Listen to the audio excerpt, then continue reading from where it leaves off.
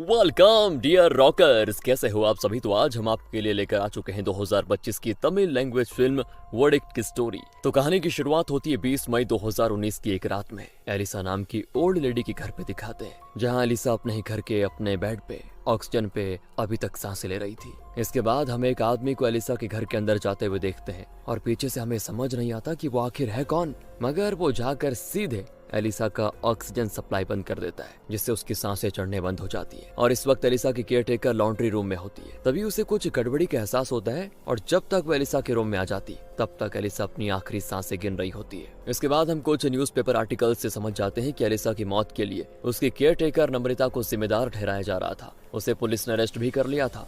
फिर हम jury day को देखते हैं, यानी कि कई सारे जूरी मेंबर्स जो कि अभी तक इस केस को सुनते आए थे, वो आखिर में आपस में डिस्कशन करने के लिए रूम में इकट्ठा होते हैं। इस केस में तो 11 जूरी मेंबर हैं और इसके अलावा एक हेड, जिसे फोरमैन भी कहा जाता है, वो भी शामिल था। सभी एक बार फिर से सारे गवाहों और सबूतों को मद्देनजर रखते हुए अपनी अपनी राय देते हैं कि नम्रता गिल्टी है या नहीं। तो सारे के सारे जूरी मेंबर्स जो कि गोरे थे, वो नम्रता को नॉट गिल्टी का वर्डिक्ट दे देते हैं, मगर शाइमा नाम की एक इंडियन ओरिजिन की जूरी गिल्टी कह देती है, जिससे सारे जूरी शॉक्ड हो जाते हैं और कहते हैं कि आप नम्रता को गिल्टी क्यों मान रही हैं। जिस पे शाइमा उन्हें उस क्यों का जवाब देने के लिए कहती है कि हम एक बार फिर से सारे ट्रायल में पेश किए जाने वाले सबूतों और गवाहों पे गौर करते हैं। अब अगर उसके बाद अगर नम्रता निर्दोष निकली तो मैं भी उसे नॉट गिल्टी करार दे दूंगी। इसके बाद दोस्तों स्टोरी पास्ट में होती है शिफ्ट, जब नम्रता अपनी एडवोकेट फ्रेंड माया के ऑफिस में होती है, जहां माया और नम्रता के हस्बैंड कह रहे होते हैं कि तुम निर्दोष साबित हो जाओगी, कोई दिक्कत नहीं है। मगर नम्रता के डर के मारे बहुत ही बुरा हाल होता है। वो कहती है वो लोग मुझे गिल्टी प्रूव करके ही मानेंगे।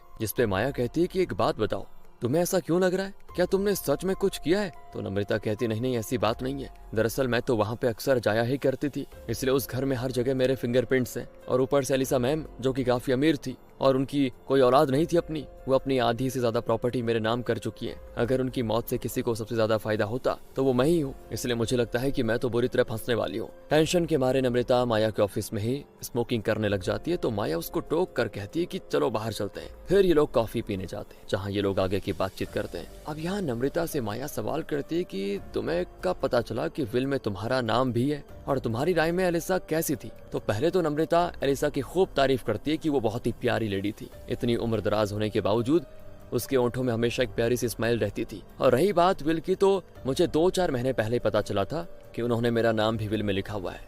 तो अब माया कहती है कि देखो, अगर तुम चाहती हो कि मैं तुम्हारी डिफेंस अटर्नी बनूं, तो तुम्हें सही में मुझे सच बताना होगा, क्योंकि इस केस में बहुत सारा पैसा इन्वॉल्व है। एलिसा $200 मिलियन से भी ज्यादा की मालकिन थी। तो नम्रता कहती देखो, मैंने उन्हें नहीं मारा, मुझे उनके पैसों का कोई लालच नहीं था, और तुम चाहो तो मेरे हिस्से में जो पैसे आने वाले हैं मैं उसे हंसी खुशी किसी ऑर्फनेज को डोनेट कर सकती हूँ। इसके बाद दोस्तों सीन एलिसा के मर्डर ट्रायल पे शिफ्ट हो जाता है, वो भी ट्रायल के पहले दिन पर, जहाँ प्रोसिक्यूशन अटॉर्नी बहुत ही ब्यूटीफुल और इंटेलिजेंट लॉयर जेसिका होती है। वो सारे जूरी मेंबर से कहती है कि एलिसा शर्मन बहुत ही अमीर पर विधवा औरत थी, और ऐसे में नम्रता जैसी लालची औरत ने उसके अकेलेपन का फायदा उठाया, उनके साथ दोस्ती बढ़ाई और फिर उनके पैसे हथियाने के लिए उन्हें मार भी डाला। और ये सब हम आगे पुख्ता सबूत के साथ पेश करेंगे, जिसे देखने के बाद गुजारिश है कि नम्रता को सख्त से सख्त सजा दी जाए। तो डिफेंस में माया कहती कि जब तक मेरी क्लाइंट गिल्टी साबित नहीं हो जाती तब तक उन्हें हत्यारा ना बोला जाए, और सबूत तो हमारे पास भी है कि हमारी क्लाइंट बेकसूर है। वो मिस एलिसा के साथ उनके पैसों के लिए नहीं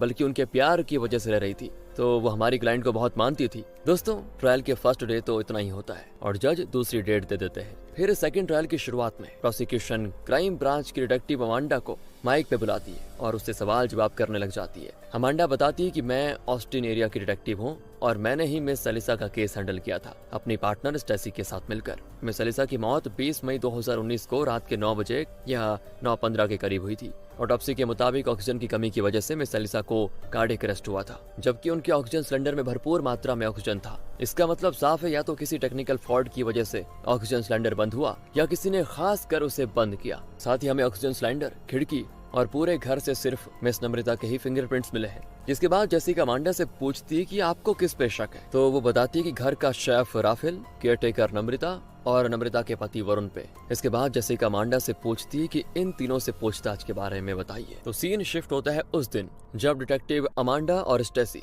राफेल से पूछताछ कर रही थी कि कत्ल वाली रात आप कहाँ थे। तो राफेल बताता है मैं बाहर गया हुआ था ड्रिंक करने के लिए, और जब वापस लौटा तो देखा कि मिस नम्रता मिस एलिसा के रूम में थी, तो मैं भी अपने रूम में चला गया चुपचाप सोने के लिए, क्योंकि मैंने पी रखी थी। तो डिटेक्टिव सवाल करती है कि आपके रूम में तो शराब की बोतल्स पाई गई थी, फिर आप ड्रिंक करने के लिए बाहर क्यों गए हुए थे? साथ ही आपकी फाइनेंशियल हालत भी कुछ ठीक नहीं है। तो राफेल कहता है कि वो मैडम को पसंद नहीं था घर पे ड्रिंक करना। एक दो बार उन्होंने जब मुझे घर पे ड्रिंक करते हुए देखा तो काफी भड़क गई थी, इसलिए मैं बाहर में चला जाता था। और रही बात फाइनेंशियल हालत ठीक न होने की, तो मुझे जुए खेलने की लत थी, पर 2 साल पहले मैंने वो सब छोड़ दिया था मैडम के कहने पर। जिसपे डिटेक्टिव इल्जाम लगाती कि अच्छा तो आपने पैसों के लिए अपने मालकिन को मार डाला। तो राफेल कहता है नहीं, मैडम मेरी माँ की तरह थी, मैं उनके बारे में ऐसा कभी नहीं सोच सकता था। अगर मुझे यही करना होता तो मेरे पास बहुत सारे मौके थे, मगर मैंने कभी भी उनको नुकसान पहुंचाने के बारे में नहीं सोचा। पर लास्ट टाइम मैंने मिस एलिसा को नम्रता के साथ ही देखा था और मुझे लगता है कि उसी ने खून किया है। डिटेक्टिव पूछती है अच्छा आपको ऐसा क्यों लगता है? तो वो कत्ल से 1 हफ्ते पहले की बात बताता है, जब वो किचन में काम कर रहा था और किसी काम से नम्रता भी किचन में आ गई थी। वो पूछती है कि राफेल तुम मुझे पसंद क्यों नहीं करते, हर वक्त इतने गुस्से में क्यों देखते हो? तो राफेल कहता है क्योंकि तुम मैडम की चाहती जो बन गई हो, तुम्हारी वजह से मैडम मुझे डांटती रहती है। बताओ, एक तो मेरी फाइनेंशियल हालत ठीक नहीं है और ऊपर से मुझे डांट भी सुननी पड़ती है, इसकी वजह से मुझे बहुत गुस्सा आ जाता है। नम्रता कहती है अगर ऐसी बात है तो ये लो चाकू और मार डालो मैडम को, फिर तुम्हें तुम्हारा हिस्सा मिल जाएगा और तुम्हारी प्रॉब्लम सॉल्व हो जाएगी। या फिर एक काम करो, तुम मुझे मार डालो इसी नाइफ से और मेरी वजह से तुम्हें डांट नहीं सुननी पड़ेगी। कहकर वो चली जाती है हंसते हुए। फिर राफेल से पूछताछ करने के बाद नम्रता के हस्बैंड से पूछताछ की जाती है और वो बिना डरे सारी बातें बता देता है कि मैं तो उस रात 8 बजे के करीब अर्जेंट केयर नाम के एक मेडिकल स्टोर गया हुआ था, क्योंकि मेरे बैक में काफी पेन था। तो डॉक्टर ने मुझे कुछ मेडिसिन सजेस्ट की थी और कहा कि अगर दर्द ठीक ना हो तो कोई स्ट्रॉन्ग दवाई ले लेना। इसके बाद तो मैं घर चला गया था। तो डिटेक्टिव कहती है आपकी बात तो मैच कर रही है एविडेंस से, मगर हमें ये भी पता चला है कि आपकी हालात हमेशा खराब ही रहती है पैसों के मामले में, जिसकी वजह से आपने मिस एलिसा को मार डाला ताकि विल के हिसाब से जो पैसे मिलने वाले हैं वो कल के बजाय आज ही मिल जाए। जिसपे वरुण तो बिल्कुल चौंक जाता है कि मेरा भी नाम था क्या विल में, मुझे तो पता ही नहीं था। और अब प्रेजेंट में कोर्ट में डिटेक्टिव अमांडा कहती है कि इस तरह से राफेल और वरुण हमारे शक के दायरे से निकल गए, मगर नम्रता पे हमें शक था पूरा। तो नम्रता की डिफेंस लॉयर माया कहती है उस डिटेक्टिव से कि ऑक्सीजन सिलेंडर पे क्या सिर्फ नम्रता के फिंगरप्रिंट्स पाए गए थे? अमांडा कहती नहीं, उस पे राफेल और मिस एलिसा के भी फिंगरप्रिंट्स थे। जिसपे माया कहती कि ऐसा भी तो हो सकता है कि नम्रता की जगह ऑक्सीजन सप्लाई या तो राफेल ने बंद किया हो या मिस एलिसा ने ही गलती से किसी तरह बंद कर दिया हो। तो अमांडा कहती है हाँ हो तो सकता है। इसके बाद राफेल को बुलाया जाता है और प्रोसिक्यूशन अटॉर्नी जेसिका उससे पूछती कि आप कितने सालों से मिस एलिसा के लिए काम कर रहे थे? तो वो कहता है 25 सालों से। वो तो मुझे अपनी फैमिली मेंबर मानती थी और कोई भी बड़ा फैसला लेने से पहले मेरे साथ डिस्कस जरूर करती थी। वो मुझे अपना लकी चार्म समझती थी, इसलिए कहीं भी पैसे इन्वेस्ट करने से पहले मुझे 2-4 कंपनीज के नाम देती थी और उसमें से किसी एक को चूज करने को कहती। इसके बाद मैं गॉड से प्रे करता था और मैडम को वो इन्वेस्टमेंट बिल्कुल सक्सेसफुल हो जाती। हम दोनों काफी क्लोज थे, पर 3 साल पहले मिस नम्रता उनकी लाइफ में आई। शुरू में तो वो कभी कभी उनसे मिलने आती थी, मगर फिर रोजाना आने लग गई। जेसिका पूछती है वो दोनों क्या करती थी टाइम स्पेंड करने के लिए? तो राफेल बताता है कि ज्यादातर टाइम तो नम्रता कॉफी बना कर लेकर जाती थी उनके रूम में और दरवाजा अंदर से बंद कर लेती थी। तो फिर वो लोग क्या बातें करते थे ये मुझे नहीं पता, पर नम्रता की इन हरकतों की वजह से मुझे टेंशन होने लग गई थी। मुझे डर था कि नम्रता की वजह से मैडम को कुछ हो ना जाए, क्योंकि नम्रता पे काफी सारा कर्ज था। इसलिए मुझे तो लगता है कि नम्रता ने ही मैडम को मारा और 1 हफ्ते पहले तो वो उन्हें मारने की बात भी कर रही थी, पर मैं उसकी बातों में नहीं आया। तो माया राफेल पे इल्जाम लगाती है कि किलर तो आप भी हो सकते हैं, क्योंकि नम्रता से पहले एलिसा की सारी दौलत आपकी होने वाली थी, मगर उसके आने के बाद प्रॉपर्टी के 2 हिस्से हो गए थे और फिर 3, ऊपर से आप पे गैम्बलिंग का बहुत सारा कर्ज था। इसी के साथ दोस्तों सेकंड ट्रायल भी खत्म हो जाता है। थर्ड ट्रायल में विटनेस बॉक्स में नम्रता को बुलाया जाता है और सबसे पहले तो ये पूछा जाता है कि वो करती क्या है। तो नम्रता बताती मैं एक थिएटर एक्टर हूँ, मेरा छोटा सा बिजनेस भी है, इसी के साथ ही मैं लोगों को स्टॉक्स में इन्वेस्ट की टिप्स भी देती हूँ और उससे मेरा कोई इनकम नहीं होता। इसके बाद लॉयर नम्रता से पूछती कि आप मिस एलिसा से कब और कहाँ मिली थी, बताइए। तो वो बताती 3 साल पहले। फिर हम देखते हैं दोस्तों कि नम्रता अपने हस्बैंड वरुण के साथ एक ज्वेलरी शॉप पे गई होती है। वहाँ उसकी नजर पड़ती है व्हीलचेयर पर बैठी मिस एलिसा पे, जिनके हाथों में कुछ पैकेट्स होते हैं और कुछ बच्चे वहीं से उन्हें ठेल कर पार हो जाते हैं, जिससे मिस एलिसा के हाथों से पैकेट्स गिर जाते हैं और तब नम्रता भागकर उनकी मदद करती है। मिस एलिसा यहाँ पहली नजर में ही अंदाजा लगा लेती है कि नम्रता तमिलियन है और मिस एलिसा भी दरअसल दोस्तों तमिल फैमिली से ही बिलोंग करती थी, मगर काफी सालों पहले ही वो लोग यूएस में शिफ्ट हो गए थे। इसीलिए इतने सालों के बाद एक तमिलियन से मिलकर एलिसा काफी खुश होती है और दोनों इंडिया के बारे में काफी बातें भी करते हैं, जिससे धीरे धीरे इनकी अच्छी बॉन्डिंग हो जाती है और फिर एलिसा नम्रता से फोन नंबर एक्सचेंज कर लेती है। मगर 3 महीनों तक फिर उन दोनों के बीच कोई कांटेक्ट नहीं होता और फिर एक दिन अचानक एलिसा कॉल करके नम्रता को अपने घर पे बुलाती है। एलिसा का घर बहुत ही सुंदर होता है, तो नम्रता उसकी काफी तारीफ करती है, जिसपे एलिसा कहती है ये घर तो हेनरी का था। फिर वो हेनरी की यादों में खो जाती है और बताती है कॉलेज के पहले दिन ही हेनरी को मैं पसंद आ गई थी और उसने मुझे उसी दिन प्रपोज भी कर दिया था, जिससे मैं काफी घबरा गई थी और झूठ कह दिया था कि एक तो मुझे गोरे लड़के पसंद नहीं और दूसरा कि मैं किसी और को डेट कर रही हूँ। मैंने झूठ कह दिया था, जिससे उस समय हेनरी का मुंह तुरंत ही उतर गया और फिर वो उदास होकर जाने लग गया। तब मैंने उसे रोका और कहा मैं तो मजाक कर रही थी, तुम तो तुरंत ही हार मान गए हेनरी। ये जानने के बाद हेनरी ने मेरा हाथ पकड़ लिया और फिर अंतिम सांस तक पकड़े रखा। उसके साथ बिताया हुआ हर एक पल मेरे लिए बेहद ही खास था। अब तो बस मैं उससे दूसरे जहां में मिलना चाहती हूँ और हमेशा हमेशा के लिए एक होना चाहती हूँ। ये सारी बातें नम्रता बड़े चाव से सुन रही थी। तभी एलिसा कहती है अरे इतनी पुरानी लव स्टोरी सुनकर क्या ही करोगी तुम, हमारे जमाने का प्यार तो अलग ही होता था, अब तो सब कुछ बदल गया है काफी, तो तुम मुझे अपनी स्टोरी सुनाओ, लव स्टोरी। तो नम्रता बताने लगती है कि मेरी तो कोई खास स्टोरी है नहीं। मैं एक हिंदू तमिलियन फैमिली में जन्मी हूँ, जहाँ एक एक पैसे का हिसाब रखा जाता था। मैं और मेरी बहन हम ही थे, तो मेरे डैड ने काफी स्ट्रिक्टली हमें पाला, कोई छूट नहीं दी। फिर उन्होंने मेरी शादी करवा दी। तो जो भी लव या रोमांस कहो वो मैंने वरुण के साथ ही एक्सपीरियंस किया है, इसके अलावा कुछ नहीं। ये दोनों अभी अलग अलग टॉपिक पे बात कर ही रहे थे कि अचानक से मिस एलिसा की तबीयत बिगड़ जाती है और तब नम्रता राफेल को आवाज लगाती, क्योंकि दरवाजा तो उसने ही खोला था। उससे एलिसा की मेडिकल हिस्ट्री के बारे में पता था, तो वो जल्दी से एलिसा को ऑक्सीजन मास्क वगैरह लगा देता है। इसके बाद से एलिसा और नम्रता का आपस में मिलना जुलना शुरू हो जाता है और यहाँ एलिसा नम्रता से कहती है तुम मुझे माँ कह सकती हो, और नम्रता सही में उसे अपनी माँ ही मान लेती है और एक बेटी की तरह वो फिर धीरे धीरे एलिसा की पूरी केयर करने लग जाती है। कुछ वक्त के बाद वो एक केयर टेकर से भी ज्यादा केयर करती है और फिर 3 सालों के बाद अचानक एक दिन एलिसा नम्रता को अपनी विल पढ़ने को देती है। उसमें अपना नाम देखकर नम्रता बिल्कुल हैरान हो जाती है और कहती है इसकी क्या जरूरत थी माँ, मैंने कभी आपसे कुछ मांगा है क्या? तो एलिसा कहती है नहीं मांगा, इसीलिए तो अपनी मर्जी से दे रही हूँ। और सुनो तुम्हारे पति का नाम भी ऐड कर दिया है। ये सुनकर तो वो और भी ज्यादा हैरान हो जाती है। पर जब वो घर जाती है तो वरुण को बताती है कि एलिसा ने अपने विल में मेरा नाम दिया है। पर दोस्तों इससे पहले वो वरुण को ये बताती कि तुम्हारा नाम भी विल में है, वरुण कहना शुरू कर देता है कि क्या कुछ एडवांस पैसे मिल सकते हैं क्या, ताकि मैं अपने थोड़े से उधार चुका दूं। पर तब नम्रता कहती है कि बेहतर तो यही होगा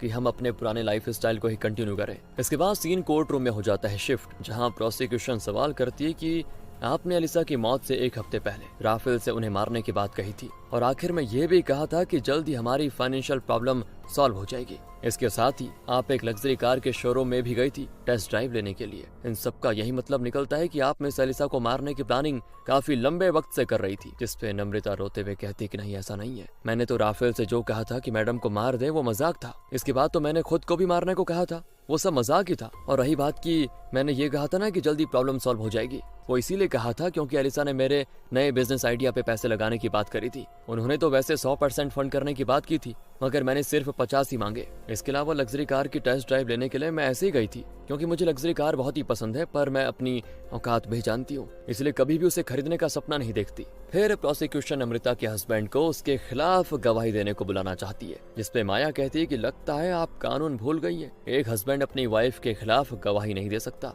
जिसपे प्रोसिक्यूशन अटर्नी कोर्ट में एक चौंकाने वाला सच बताती है कि दरअसल नम्रता से शादी करने से पहले वो इंडिया की एक लेडी से शादी कर चुका है और 10 साल पहले जब वो यूएस आया तो यहाँ पे उसने नम्रता से शादी कर ली, वो भी फर्स्ट वाइफ को बिना डिवोर्स दिए हुए, जिससे अब इनकी सेकंड मैरिज को मैरिज कंसिडर नहीं किया जा सकता। ये दोनों साथ में तो रहते हैं मगर कानूनी तौर पर ये हस्बैंड वाइफ नहीं है। ये बातें सुनकर नम्रता के साथ साथ माया भी शॉक्ड हो जाती है, इसलिए वो कोर्ट से थोड़ा टाइम मांगते हैं और फिर कोर्ट के बाहर वरुण को खूब झाड़ती है वो कि तुमने ये सच्चाई मुझे पहले क्यों नहीं बताई, यहाँ कोर्ट के सामने इतना शर्मिंदा होना पड़ा। और तब वरुण अपनी गलती मानता है पर यह भी कहता है कि किसी तरह मेरी वाइफ को बस छुड़ा लो। माया को कहता है वो ये बातें। अब अगले दिन वरुण को विटनेस बॉक्स में बुलाया जाता है और उससे पूछताछ की जाती है, तो वो कहता है मैं स्टोन्स हॉस्पिटल जॉर्ज टाउन में नर्स का काम करता हूँ। मेरी फर्स्ट मैरिज काफी अब्यूजिव थी, जिसकी वजह से मैं काफी पहले अलग हो गया था, पर मैं इंडिया में जिस फैमिली के लिए काम करता था उन्होंने मुझे ऑफर दिया अपने साथ यूएस लाने का और यहाँ लाकर उन्होंने मुझे नर्स का काम भी सिखाया, जिसकी वजह से इंडिया की लाइफ को मैं भूल गया और अपनी लाइफ में आगे बढ़ना चाहा। मेरी सेकंड वाइफ को मैंने ये सब नहीं बताया क्योंकि मैं अपनी जिंदगी की नई शुरुआत करना चाहता था और मेरी वाइफ सच में बहुत ही अच्छी है, इसीलिए मैं कोर्ट से गुजारिश करना चाहता हूं कि जब तक वो दोषी करार ना हो जाए तब तक उसको बेल दे दीजिए। सारे गवाह और सबूतों को मद्देनजर रखते हुए जूरी नम्रता को नॉट गिल्टी करार दे देती है और फिर 4 महीने के बाद नम्रता को फाइनली बाइज्जत बरी किया जाता है। फिर जब नम्रता घर आती है तो उसे अपने घर का माहौल कुछ बदला बदला सा लगता है। जल्द ही कोविड-19 आ जाता है, जिससे वरुण हॉस्पिटल में कुछ ज्यादा ही बिजी हो जाता है और फिर एक दिन नम्रता वरुण के साथ काम करने वाली मीना से बाहर मिलती है और कहती है कि वरुण के फोन पे मैंने प्रज्ञा के कॉल्स देखे, क्या उन दोनों के बीच में कुछ चल रहा है? मैंने भी सोचा चल रहा होगा तो बोल देती हूँ तुम्हें। देखो प्रज्ञा तो कुमारी है, मगर ज्यादा गलती यहाँ पे वरुण की है। फिर हम प्रज्ञा और वरुण को देखते हैं हॉस्पिटल के कोने में जहाँ पे कोई नहीं होता। प्रज्ञा वरुण से इमोशनल होकर पूछती है, क्या तुम सच में मुझसे प्यार करते हो क्या? वो कहता है कि हाँ, और तब प्रज्ञा कहती है कि अपनी वाइफ को डिवोर्स दे दो। वरुण कहता है कि दे दूंगा पर अभी नहीं, अभी नम्रता को एलिसा के पैसे मिलने वाले हैं, उसमें मैं भी पार्टनर हूँ। फिर प्रज्ञा बताती पर मैं तो प्रेग्नेंट हूँ, चलो ना सब छोड़ छाड़ के कहीं भाग चलते हैं जहाँ हम दोनों साथ में रहें। वरुण कहता है क्या तुम प्रेग्नेंट हो? कैसे? पर तुम उसे अबॉर्ट कर दोगी ना? प्रज्ञा हर्ट हो जाती है दोस्तों और कहती है इसीलिए मैंने सबसे पहले यही पूछा था कि क्या तुम सच में मुझसे प्यार करते हो? तो वरुण उसे इमोशनली समझाता है कि हाँ बाबा मैं प्यार तो करता हूँ, मगर फिलहाल मेरे लिए पैसे में शेयर लेना ज्यादा जरूरी है। कुछ ही दिनों के बाद नम्रता कॉल करके मीना को ये कह देती है कि अगले हफ्ते वरुण का बर्थडे है, तुम वरुण के साथ काम करने वाले और भी नर्सेस को लेते आना, और हाँ प्रज्ञा को साथ लाना मत भूलना। फिर हम वरुण का बर्थडे पार्टी देखते हैं जिसमें नम्रता अपने हाथों से सारे गेस्ट्स के लिए ढेर सारे पकवान बनाती है। वो सारे मेहमानों के साथ प्रज्ञा का भी बहुत ही अच्छे से ख्याल रखती है कि प्रज्ञा इमोशनल हो जाती है दोस्तों की बताओ नम्रता तो इतनी अच्छी है और वरुण इसके साथ कितना बुरा करता है। इसकी बुराई कर करके ही वो मेरे इतने क्लोज आ गया। मुझे भी लगा कि बेचारा अपनी वाइफ से परेशान है और इसे अच्छे से ट्रीट नहीं करती वो, मगर सच्चाई तो कुछ और ही है। ये सब जानकर प्रज्ञा रोते हुए नम्रता को हक कर लेती है और उससे माफी मांगती है। इसके बाद दोस्तों प्रज्ञा वरुण से दूरी बना लेती है। फिर कोविड-19 का वैक्सीन लगाया जा रहा होता है तो नम्रता भी वैक्सीन लगाने के लिए अपने लोकल हॉस्पिटल में जाती है। वहां से आने के बाद उसकी तबीयत थोड़ा खराब होती है और वो कॉल करके इस बारे में वरुण को बताती है कि देखो कुछ गड़बड़ हो रहा है मेरे साथ। तो वरुण भी वही कहता है कि हर वैक्सीन लगने के बाद थोड़ा तबीयत खराब हो जाती है पर 1-2 दिन में सब नॉर्मल हो जाता है। मगर नम्रता के साथ ऐसा नहीं होता दोस्तों, उसकी तबीयत ज्यादा बिगड़ जाती है जिसकी वजह से वो खुद को हॉस्पिटल में एडमिट कर देती है जहाँ फिर उसकी मौत हो जाती है। और दोस्तों नम्रता की बॉडी को वरुण को नहीं दिया जाता, हॉस्पिटल वाले खुद ही हैंडल कर लेते हैं। फिर नम्रता की मौत के बाद काफी लोग शोक मनाने के लिए उसके घर पे आते हैं जहाँ से फिर माया और वरुण की नजदीकियां बढ़ जाती है। वरुण काफी अकेला पड़ गया था और माया उसका सहारा बन रही होती है। देखते ही देखते ये दोनों रिलेशनशिप में आ जाते हैं और फिर कुछ महीनों के बाद एलिसा की जो $150 मिलियन नम्रता के नाम हुए थे वो सारे के सारे पैसे वरुण के नाम हो जाते हैं और वो माया के साथ एक शानदार जिंदगी जीने लग जाता है। उसे माया से हद से ज्यादा प्यार हो जाता है और इसी प्यार की वजह से वो माया को एक दिन सारी सच्चाई बता देता है कि एलिसा की मौत नेचुरल नहीं थी बल्कि ये सब एक सोचे समझे प्लान का हिस्सा था। दरअसल बताऊं, एक दिन मैं अपने हॉस्पिटल के डॉक्टर के साथ मिस एलिसा के घर गया क्योंकि उनकी तबीयत सही नहीं थी। उसी वक्त उनके आलीशान घर को देखकर मेरी नीयत डोल गई और जब मुझे पता चला कि एलिसा का तो दुनिया में कोई है ही नहीं, ये अपनी सारी दौलत अपने शेफ मिस्टर राफेल उसको देने वाली है, तो मेरे दिमाग की बत्ती जली और मैंने एलिसा पे नजर रखना शुरू कर दिया। जिससे मैंने ये पता लगाया कि वो कब और कहाँ जाती है और फिर मुझे मजबूरन नम्रता को उसी ज्वेलरी शॉप पे ले जाना पड़ गया जहाँ पे एलिसा गई हुई थी। और उस दिन एलिसा के पैकेट्स बच्चों ने नहीं गिराए बल्कि मैं ही टकराते हुए वहाँ पे आ गया था और पैकेट्स गिरने से मेरी दयालु पत्नी का पूरा ध्यान एलिसा पर चला गया। इसके बाद तो फिर जो हुआ वो सब ऑर्गेनिक था। नम्रता और एलिसा की वाइफ्स मैच हो गई और दोनों एक दूसरे की सच में काफी केयर करने लगी। जिसके बाद नम्रता को लेने या छोड़ने के बहाने से मैं भी बीच बीच में वहाँ जाता था और नम्रता की जानकारी के बगैर जब भी मुझे पैसों की जरूरत पड़ती तो एलिसा के सामने अपना दुखड़ा रोता और बेचारी नम्रता के प्यार की वजह से मेरी मदद कर देती। सब कुछ ठीक ही चल रहा था पर 3 साल के बाद अचानक एलिसा ने अपनी प्रॉपर्टी का आधे से ज्यादा हिस्सा नम्रता के नाम कर दिया और मुझे भी उसमें पार्टनर बना दिया। नम्रता ने ये बात मुझे नहीं बताई मगर एलिसा ने बता दी। उसने कहा कि नम्रता तुमसे बहुत प्यार करती है और जिस तरह से वो तुम्हारी तारीफ करती है ना, उससे मुझे लगता है कि तुम भी उससे बहुत प्यार करते हो। तुम दोनों में मुझे अपनी और हेनरी की झलक दिखाई देती है, इसलिए मैं चाहती हूँ कि मेरे मरने के बाद तुम दोनों एक अच्छी जिंदगी जियो। तब मुझे लगा कि एलिसा तो पैसे वाली है, अच्छी मेडिकल फैसिलिटी की वजह से वो काफी लंबा जा सकती है और मुझे अब और इंतजार नहीं हो रहा था। तो मैं छोटी मोटी मदद मांग मांग कर परेशान हो गया था और अब बस बड़ा हाथ मारना था मुझे। इसलिए मैंने फिर राफेल पे नजर रखा और मुझे उसकी एक हैबिट के बारे में पता चला कि वो हर फ्राइडे नाइट को शराब पीने के लिए बाहर जाता है और वापस आकर बिल्कुल बेहोश हो जाता है। नम्रता भी 9 बजे तक अपने घर चली आती है तो मैंने खासकर पेट में दर्द होने का बहाना बनाया और एक लोकल डॉक्टर से उसकी मेडिसिन खरीद कर अपना गवाह तैयार कर लिया कि उस रात तो मैं दवाई खाकर सो गया था क्योंकि मेरे पेट में दर्द था और इसके बाद मैं चुपके से एलिसा के घर गया, ग्लव्स वगैरह पहनकर उसके ऑक्सीजन सिलेंडर को बंद कर दिया, जिससे उसकी मौत हो गई। ग्लव्स पहने हुए होने की वजह से मेरा फिंगरप्रिंट उसमें नहीं आया। मैंने सोचा सभी बढ़ती उम्र का तकाजा समझकर इस केस को भूल जाएंगे, पर सारा इल्जाम मेरी वाइफ पर चला गया, जिसे फिर मैंने तुम्हारी मदद से छुड़ाया। पर मुझे नहीं पता था जिसके साथ एक अच्छी लाइफ जीने के लिए मैंने ये सब पाप किया है, वही मुझे छोड़कर चली जाएगी इस कोविड की वजह से। ये सारी सच्चाई बताकर वरुण का दिल हल्का हो जाता है, मगर उसे नहीं पता था कि माया ने उसकी सारी बातों की रिकॉर्डिंग कर ली है, क्योंकि उसे पता था कि वरुण तो मुझे आधी अधूरी सच्चाई बता रहा है पहले। दरअसल उसने सिर्फ एलिसा को ही नहीं बल्कि नम्रता को भी जान से मारा था दोस्तों। उसने नम्रता को मारने के लिए जिस रूम में उसकी अपॉइंटमेंट थी ना वैक्सीन लेने की, वहाँ उसने कोविड-19 से इन्फेक्टेड नीडल रख दी थी, जिसकी वजह से नम्रता को कोविड हो गया और मर गई। पर ऐसा तो वरुण को ही लगता था, क्योंकि सच्चाई तो ये थी कि उस दिन नम्रता को वैक्सीन देने वाली कोई और नहीं बल्कि प्रज्ञा थी। नम्रता के वहां आने और वरुण के निडल एक्सचेंज करने से पहले वो अपने लैपटॉप पे कुछ काम कर रही थी और गलती से उसके लैपटॉप का जो वेब कैम था वो ऑन रह गया था, जिसकी वजह से वरुण ने जो करामात की थी वो सब रिकॉर्ड हो गई थी। इसीलिए नम्रता को प्रज्ञा ने सारी बात सच बता दी थी और उसे दूसरे निडल से वैक्सीन लगा दी थी। फिर तबीयत खराब होने वाली जो इंसिडेंट हुई वो सब नम्रता का खेल था, ताकि वरुण को लगे कि मेरा प्लान कामयाब हो गया।